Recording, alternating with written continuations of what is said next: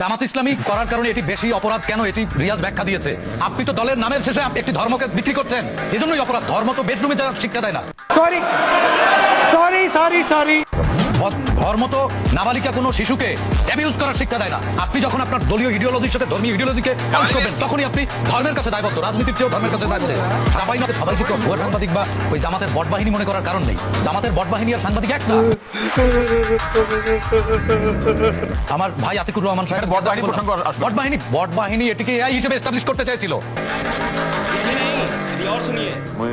মূলধারার গণমাধ্যম এটিকে সত্যতা সামনে এনেছে দেখে এখন শ্যাম বাঁচি না কুল রাখি, হ্যাঁ শ্যাম রাখি না কুল রাখি এনসিপি মায়ের চিকিৎসা করাবে, এজন্য এমপির সুপারিশ আনতে গেছে। সুপারিশ যে বেডরুমে করতে হয় এটা তো আমরা জানতাম না এর আগে। এই ভিডিওটি সামনে এসেছে পরেই তো দেখলাম যে সুপারিশ হয় বেডরুমে, বেডরুমের সুপারিশে সবুজ কালি হয়। এরপর নিরাপত্তা, আপনি আপনার বেডরুমে অপকর্ম করবেন আর সেটা রাষ্ট্র নিরাপত্তা দিবে সেই অপকর্মে। বাই বাই, আপনার টাটা, বেডরুমে অপকর্মের নিরাপত্তা রাষ্ট্র দিবে।